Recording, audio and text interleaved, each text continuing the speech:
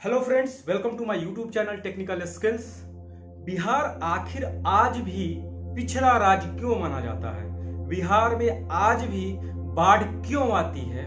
बिहार में आज भी लोग सबसे ज्यादा माइग्रेट क्यों करते हैं, यानी बिहार से के लोग बिहार से बाहर जाकर क्यों जॉब करते हैं?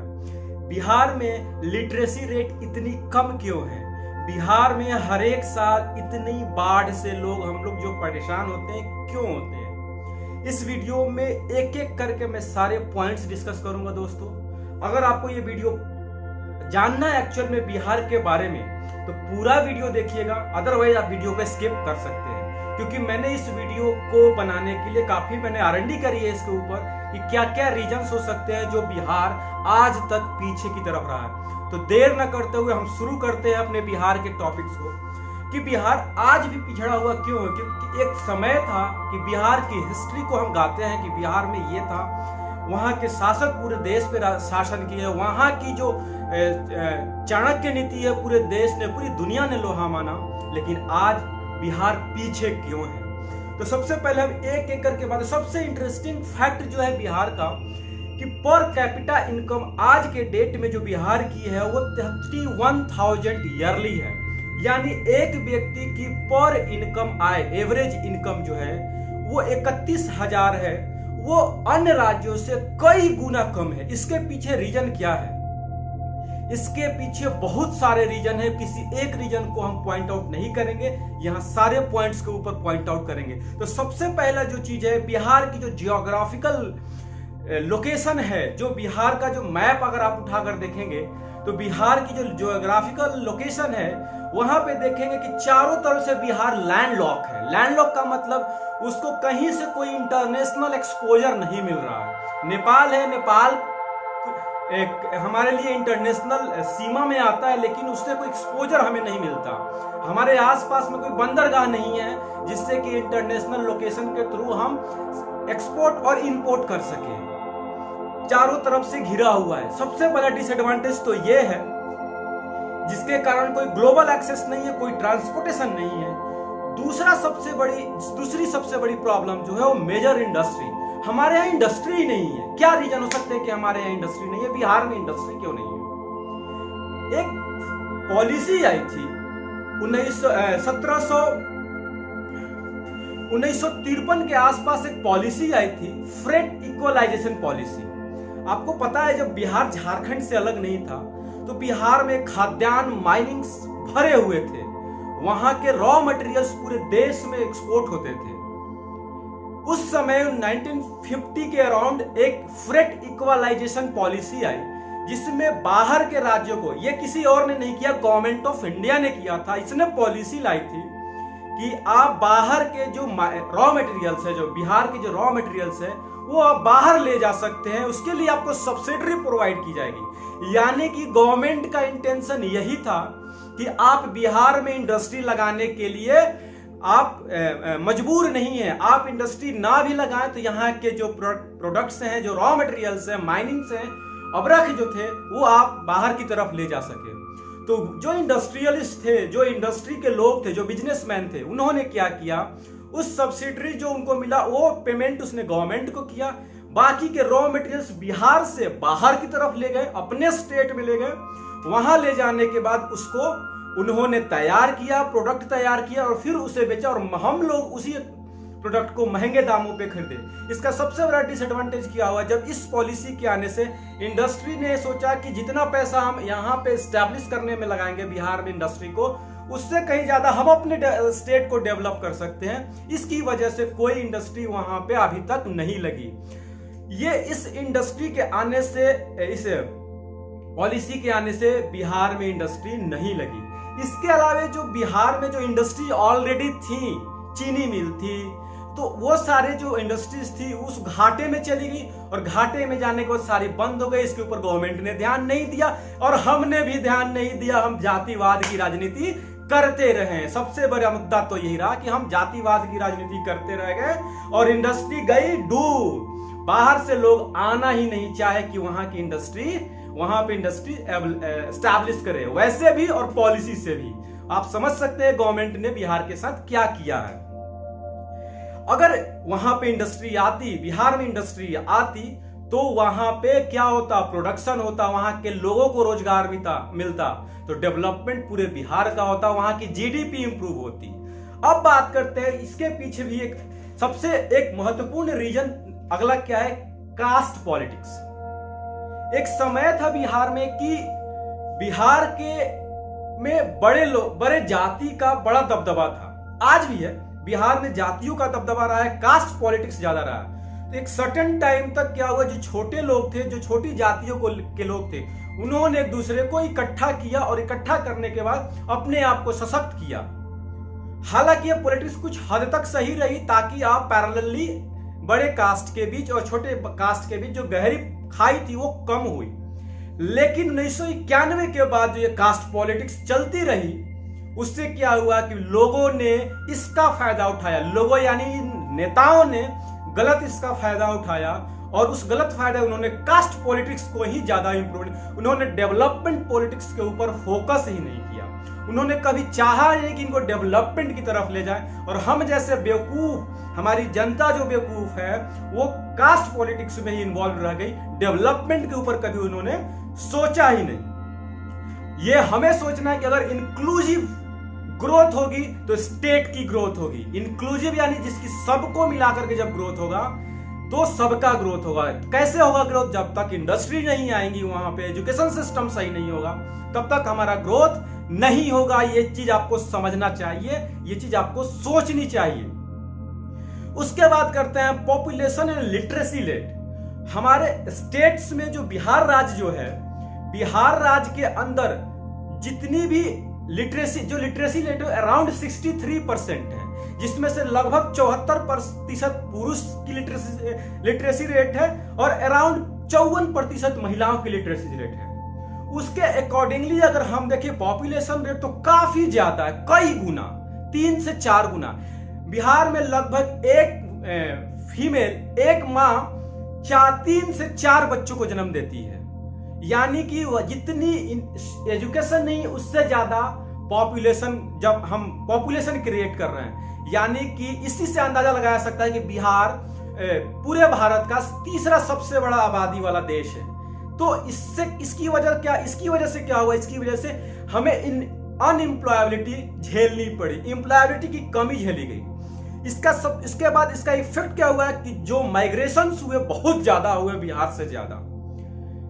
देश में सबसे ज्यादा जो माइग्रेशन होते हैं स्टेट्स के, वो बिहार और यूपी से सबसे ज्यादा माइग्रेशन होते हैं बाहर की तरफ, क्योंकि वहां पे कोई इंडस्ट्री है ही नहीं, और इंडस्ट्री नहीं हो रही। दूसरी सबसे रीजन की हम जो फर्टिलाइजर रेट है, जो माताएं जो जन्म दे रही है बच्चों को, वो पॉपुलेशन को काफी ज्यादा इंक्रीज कर रही है। तो हमें इस चीज के बारे में भी सोचना होगा कि लिटरेसी रेट को इंप्रूव किया जाए, और लिटरेसी रेट के इंप्रूव करने के साथ साथ जो बेसिक एजुकेशन है उसको सही तरीके से इंप्लीमेंट किया जाए। उसके बाद करते हैं, क्योंकि एजुकेशन लीड्स टू एम्प्लॉयबिलिटी, जो एजुकेशन होंगे एम्प्लॉयबिलिटी को लीड करेगा। अगर हम पढ़े लिखे हैं तो हमें जॉब्स मिलेंगी, इसके लिए गवर्नमेंट को काम करना होगा, और जब हम पढ़ेंगे तभी हम अवेयर होंगे, और जब अवेयर होंगे तो गवर्नमेंट से क्वेश्चंस कर सकते हैं, गवर्नमेंट से पूछ सकते हैं। इसके बाद जो बात करें, एक एग्जांपल देता हूं, 1980 के अराउंड जो पंजाब की जो स्थिति थी और बिहार की जो स्थिति थी, काफी डिफरेंस थी। पंजाब बिहार से कई गुना पीछे था, आज के डेट में पंजाब कई गुना आगे। इसके पीछे क्या रीजन है, एग्रीकल्चर।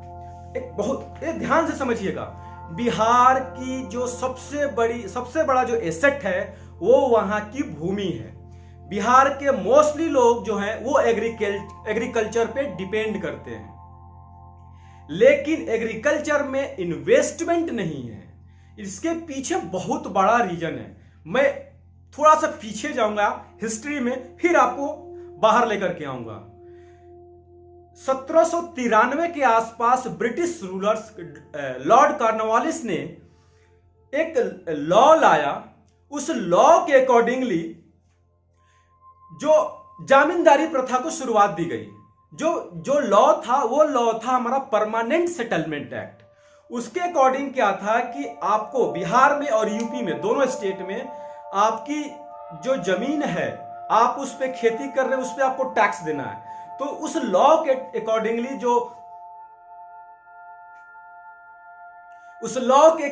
जो नियम बनाए गए कि आपके यहां आपकी खेती सही, उपज सही हो या ना हो।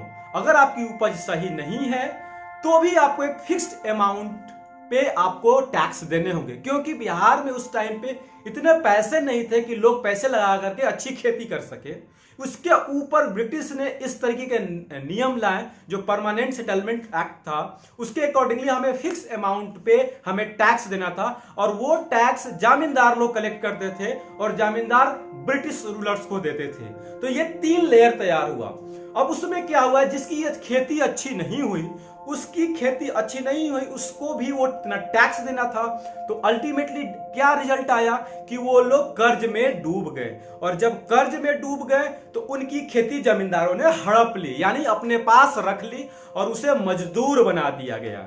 इससे क्या हुआ कि जो लोग गरीब थे उनके पास से जमीन खींचती चली गई, और सबसे ज्यादा अमाउंट में जो जमीन आया, सबसे ज्यादा जो एरिया में, वो जमींदारों के पास रह गई। आप भी आज के डेट में भी हम देख सकते हैं किसी के पास 300 बीघे जमीन है, किसी के पास जमीन नहीं है। उस पर ही बात करेंगे क्यों, क्योंकि इसमें जो ये जमींदारी प्रथा की वजह से हुआ था, इस एक्ट के कारण हुआ था।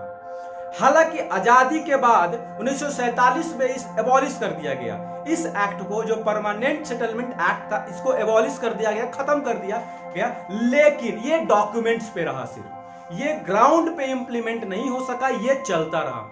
रिजल्ट ये आया कि 2003 में अगर देखा जाए तो जो 40%, 2003 के आंकड़े में बता रहा हूं, 40% जो बिहार के लोग हैं उनके पास जमीन ही नहीं थी, वो भूमिहीन हो गए थे। उनके पास अराउंड 40% जो थे उनके पास जमीन थी ही नहीं। लगभग 15% लोगों के पास, 15% लोगों के पास अराउंड 400 स्क्वायर मीटर जमीन थी। यानी दोनों को अगर मिला दिया तो लगभग 50% लोगों के पास जमीन थी ही नहीं, जो थी थोड़ी बहुत थी। बाकी 50% जमीन जो थे कुछ लोग के पास थे, बाकी बड़ा एरिया जमींदारों के पास था। अब जमींदार लोग जो थे वो डायरेक्टली खेती तो कर नहीं सकते थे, वो मजदूरी करवाते थे। तो वो क्या हुआ, वहां पे एजुकेशन को लेकर भी वो प्रमोट नहीं करते थे, वो डायरेक्टली खेती नहीं करते थे, वो पैसा इन्वेस्ट नहीं करना चाहते हैं खेती में। कुछ लोग तो बाहर ही रहते हैं, यानी सिटीज वगैरह में रहते हैं, जिसकी वजह से कृषि के ऊपर बिल्कुल ध्यान ही नहीं दिया गया। तो हालांकि बीच बीच में गवर्नमेंट ने रिफॉर्म्स के लिए, रीडिस्ट्रीब्यूशन के लिए एक एक्ट लाने की कोशिश की, लेकिन इन गंदे पॉलिटिशियंस की वजह से उस पॉलिसीज को लाया ही नहीं गया। किसी न किसी वजह से उसको रोक दिया गया। क्यों? क्योंकि अगर वो रीडिस्ट्रीब्यूशन पॉलिसी आती तो हर एक के पास कुछ न कुछ अमाउंट में जमीन दिए जाते, और जब छोटे छोटे अमाउंट में जब जमीन दिए जाते तो जिनके पास थोड़े बहुत पैसे थे वो उस एग्रीकल्चर में इन्वेस्ट करते, तो एग्रीकल्चर की वजह से बिहार का डेवलपमेंट होता। और इतनी ज्यादा खेती नहीं होती कि वो गवर्नमेंट के पास जा सके, ट्रांसपोर्टेशन कॉस्ट उतनी ज्यादा हो जाती है। इस एग्रीकल्चर के ये पहला अध्याय था। दूसरा अध्याय क्या है कि गवर्नमेंट ने एग्रीकल्चर इंफ्रा के ऊपर ध्यान ही नहीं दिया, क्योंकि सिंचाई कैसी होनी चाहिए, खेती कैसी होनी चाहिए, प्रॉपर बिजली का अरेंजमेंट वहां पे कैसे होना चाहिए, इन सभी चीजों के ऊपर उन्होंने ध्यान ही नहीं दिया। और यही रीजन है कि आज के डेट में जो बिहार का टोटल जो एरिया है उसका मात्र 50% ही हम एग्रीकल्चर के ऊपर यूज कर रहे हैं, बाकी के जमीन ऐसे ही पड़े हुए वेस्ट जा रहे हैं, उसका कोई मीनिंग नहीं। अगर वही हम डेवलप्ड स्टेट की बात करें, गुजरात की बात करें, पंजाब की बात करें, तो वो लगभग अपने जमीन का 90% जो जमीन है उनकी खेती के लिए, उसका लगभग 90% वो एग्रीकल्चर में यूज कर रहे हैं। तो वहां डेवलपमेंट क्यों नहीं होगा? इसके लिए हम गवर्नमेंट से क्यों नहीं पूछते कि हमारे लिए एग्रीकल्चर इंफ्रा क्यों नहीं डेवलप कर रहे, ग्राउंड पे क्यों नहीं डेवलप कर रहे, हर एक ये रीडिस्ट्रीब्यूशन रिफॉर्म्स क्यों नहीं ला रहे हैं? अगर रीडिस्ट्रीब्यूशन आया, जमीन बटेंगी तो इंडिविजुअल को है कुछ ना कुछ अमाउंट में जमीन दिए जाएंगे, और जिसकी वजह से वहां पर क्या होगा कि वहां पे लोग अपने पार्टिकुलरली इन्वेस्ट करेंगे और एग्रीकल्चर बिल्डअप होगा। एग्रीकल्चर में भी रिफॉर्म्स आएंगे, एग्रीकल्चर की वजह से वहां के लोगों का जो पर कैपिटा इनकम है वो इंप्रूव होगी। इसके लिए भी हम गवर्नमेंट से हमें बात करनी पड़ेगी। इसके अलावा हम बात करते हैं, इसके अलावा जो रीजन्स हैं हमारे पास वो हैं कि जो प्राइवेट इन्वेस्टमेंट है, जो मैंने बताया अभी इंडस्ट्री को लेकर के, अभी 1995 के रिकॉर्ड के अकॉर्डिंगली मात्र 2% के लगभग वहां पे प्राइवेट इन्वेस्टमेंट है। प्राइवेट इन्वेस्टमेंट मतलब बाहर की जो इंडस्ट्री कितना पैसा इन्वेस्ट कर रही है, प्राइवेट कंपनियां कितना इन्वेस्ट कर रही हैं। वहीं जो डेवलप्ड स्टेट्स हैं, जो अच्छे स्टेट्स हैं, जो माने जाते हैं, जो गुजरात, महाराष्ट्र, वहां पे जो इन्वेस्टमेंट है वो अराउंड 20% इन्वेस्टमेंट है, प्राइवेट इन्वेस्टमेंट। आप समझ सकते हैं 20% इन्वेस्टमेंट का मतलब कि वहां का जीडीपी को ग्रो करने में, वहां के जो इकोनॉमिकल कंडीशन है उसको ग्रो करने में कितना हेल्पफुल है वो। इसके अलावा हम बात करें सबसे बड़ी चीज की सबने बेवकूफ बनाया है। अब बात करते हैं सेंट्रल गवर्नमेंट की। सेंट्रल गवर्नमेंट को चाहिए था कि बिहार और दूसरा यूपी, इन दोनों को स्पेशल फंड हमेशा प्रोवाइड करें। स्पेशल इन्होंने कभी फंड ही नहीं दिया। उस फंड की वजह से ना ही कोई किसी भी तरीके का कोई इन्वेस्टमेंट ही नहीं है, ना ही एजुकेशन में हुआ, ना एग्रीकल्चर में हुआ, और ना ही इंडस्ट्रियल सेक्टर में हुआ। अगर government of India, central government अगर फंड देती तो इस पे भी डेवलपमेंट होने का चांस इसमें भी होता। तो इस पे सेंट्रल गवर्नमेंट ने भी ध्यान नहीं दिया कि बिहार को, इस पिछड़े स्टेट्स को कैसे डेवलप किया जाए। इसके अलावा अब बाढ़ की बात करते हैं। हर साल आते हैं बाढ़। हम बाढ़ के टाइम पे हम बात करते हैं बाढ़ आई, लेकिन बाढ़ का सॉल्यूशन कभी नहीं करते। कोसी नदी की वजह से हमेशा बाढ़ आती है। नेपाल की भी इसमें कोई गलती नहीं है। अगर हम बात करें जो कोसी नदी पे जो बांध बना हुआ है वो 1962 में बन के तैयार हुआ था, 62 से ऑपरेशनल हुआ था, तो वो उस कंडीशन के अकॉर्डिंगली थी। आज अगर उस बांध के ऊपर अगर बनाया जाए, कोई मॉडर्न तकनीक यूज किया जाए, टेक्नोलॉजी यूज करके, कोई हाई टेक्नोलॉजी को यूज करके बांध तैयार किया जाए, तो ये प्रॉब्लम्स हमारे बिहार स्टेट्स में कभी नहीं आएंगी। इस पे सेंट्रल गवर्नमेंट और स्टेट गवर्नमेंट क्यों नहीं काम कर रही है, इसका भी रीजन मैं आपको बताता हूं। ये जो नदियों की जो पॉलिसीज हैं, ये स्टेट गवर्नमेंट यानी इसे राज्य सूची में लाया गया है, न कि केंद्र सूची में। 3 तरीके की सूची होती है जिसे डिस्ट्रीब्यूट किया गया राज्य और स्टेट के बीच, संघ सूची, राज्य सूची और समवर्ती सूची। तो इसको इन्होंने क्या किया है, राज्य सूची में डाल दिया है। राज्य स्टेट को अपने पॉलिटिक्स पे ही फोकस करना है, इनको डेवलपमेंट पे फोकस नहीं करना है। यानी कि अगर इसे संघ सूची में बना दिया जाए तो इस पे दोनों अपने नियम को इंप्लीमेंट कर सकते हैं। तो स्टेट्स अपना पल्ला झाड़ता है, सेंट्रल अपना पल्ला झाड़ता है कि ये राज्य की स्थिति है और राज्य, इसे तो नेशनल डिजास्टर घोषित करनी चाहिए। इसे जितने भी बाढ़ आते हैं इसे नेशनल डिजास्टर घोषित करना चाहिए, लेकिन ऐसा होता नहीं है। क्यों? क्योंकि सेंट्रल बोलती है कि स्टेट का मैटर, स्टेट बोलता है कि हमारे पास फंड नहीं है, और सेंट्रल फंड देना नहीं चाहती है। तो इससे समवर्ती सूची में लाना चाहिए, दोनों को नियम बनाना चाहिए, और ऐसे केस में जो कॉन्फ्लिक्ट्स आएंगे तो सेंट्रल गवर्नमेंट उस पर फिर एक्शन ले सकती है। तो इसका सॉल्यूशन यही है कि इसे समवर्ती सूची में लाया जाए और सेंट्रल और स्टेट गवर्नमेंट नेपाल के साथ बैठ करके वहां पे इसका समाधान निकाले। ये कब तक बाढ़ का कंडीशन चलता रहा, कब तक बिहार से बाढ़ से हम परेशान रहेंगे। तो ये सारे रीजंस थे दोस्तों। इसके अलावा मैं बात करता हूं क्या क्या सॉल्यूशंस हो सकते हैं कि बिहार डेवलप करे। तो सबसे पहला जो बात करेंगे सॉल्यूशंस के ऊपर कि लैंड सिक्योरिटी इंप्रूव करें, जिससे कि लोग थ्रू लैंड डिस्ट्रीब्यूशन, जो मैंने बात किया रिफॉर्म्स जो आने चाहिए, लैंड सिक्योरिटी, आप गवर्नमेंट ऑफ बिहार को लैंड सिक्योरिटी इंप्लीमेंट करना चाहिए, एश्योर करना चाहिए, ताकि एग्रीकल्चर इन्वेस्टमेंट बढ़े। इसके अलावा बात करते हैं कि जो ग्रेटर सपोर्ट जो होना चाहिए हमें सेंट्रल गवर्नमेंट को देना चाहिए।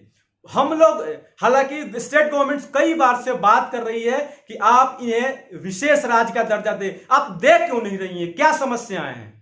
आप देख रहे हैं बिहार पीछे ही होता चला जा रहा है। आप इसे विशेष राज्य का दर्जा दें और उसे फंड दें और उसे इंप्लीमेंट करने को बोले, उसकी मॉनिटरिंग प्रॉपर तरीके से करें ग्राउंड पे कि क्या इंप्लीमेंट किया जा रहा है। सबसे बड़ी गलती बिहार स्टेट की यह है कि जितने भी फंड्स आते हैं उसका 50% भी ये यूटिलाइज नहीं कर पाते। बाकी फंड जाती कहां है, आखिर खा जाते हैं क्या?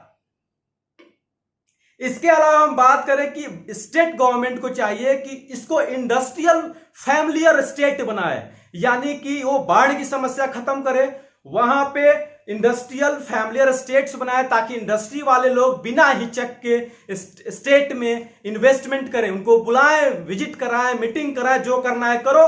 लेकिन जब दूसरे राज्य में इन्वेस्टमेंट हो सकते हैं इंडस्ट्री को लेकर के, तो बिहार में क्यों नहीं हो सकते? ये हमें सोचना पड़ेगा, इसके लिए आवाज उठानी पड़ेगी, इसके लिए आपको सरकार से सवाल पूछना पड़ेगा। इसके अलावा आपको जो मैंने बताया कि बिहार से सबसे ज्यादा माइग्रेशन रेट है, वो माइग्रेशन रेट इसलिए है क्योंकि वो स्किल्स हैं, उनके पास टैलेंट है और बाहर जाकर के काम कर रहे हैं, बाहर जाकर नॉलेज की वजह से, स्किल्स की वजह से जॉब्स कर रहे हैं। वैसे लोगों को बिहार के अंदर ले आइए, उनके स्किल्स को यूज कीजिए, उनके स्किल्स को इंप्लीमेंट कीजिए, उसके स्किल्स को अपना इन्वेस्टमेंट बनाइए, तभी जाकर के बिहार डेवलप कर सकता है। तो दोस्तों, अभी जो पॉलिटिकल इश्यूज जो बनाने की कोशिश कर रहे हैं लोग, हम ये पॉइंट से सरकार से पूछ सकते हैं कि आप हमारे स्टेट को बाढ़ से निजात दिलाइए, इंडस्ट्रियल फैमिलियर स्टेट बनाइए, आप बाहर के लोगों को अंदर ले आइए, उनके स्किल्स को, उनके टैलेंट के अकॉर्डिंग उसको एम्प्लॉयबिलिटी दीजिए, और उसके अकॉर्डिंगली फिर आप लैंड सिक्योरिटी दीजिए ताकि लोगों को एग्रीकल्चरल इन्वेस्टमेंट की जा सके। दोस्तों, अगर ये वीडियो पसंद आया हो तो इसे जरूर शेयर करें, एक एक लोगों के बीच पहुंचाएं। कास्ट पॉलिटिक्स में बिलीव ना करें। यूथ लोगों से मैं स्पेशली रिक्वेस्ट करूंगा, कास्ट पॉलिटिक्स में बिलीव ना करें, क्योंकि आने वाले टाइम में हम और आप कहां होंगे ये आपका अंदाजा भी नहीं है। ये बेवकूफ बनाते रहेंगे पॉलिटिशियंस हमें। पॉइंट पे बात कीजिए, एजेंडे पे बात कीजिए, एजेंडे पे वोटिंग कीजिए, और एजेंडे पे जो गवर्नमेंट, जो पॉलिटिकल पार्टी जिस एजेंडे पे जो मैंने बताया, जो सॉल्यूशन बताया, इस एजेंडे पर अगर कोई पॉलिटिकल पार्टी खड़ी उतरती है, बात करती है इस एजेंडे पे, उसे हम वोटिंग करेंगे। अगर नहीं करेंगे तो हर एक 5 साल के बाद उसे रिटर्न कीजिए, उसे वापस कीजिए, सरकार से बाहर कीजिए। जय हिंद दोस्तों। अगर ये वीडियो पसंद आए तो शेयर करें, लोगों तक पहुंचाएं, और मेरे चैनल को सब्सक्राइब जरूर करें। मैं ऐसे वीडियोज, ऐसे रिसर्च करके मैं आपके लिए लाता रहूंगा और अपनी आवाज बुलंद करता रहूंगा, ताकि मैं हर एक लोगों को एक्चुअल फैक्ट्स के साथ आपके सामने ला सकूं। जय हिंद, जय भारत।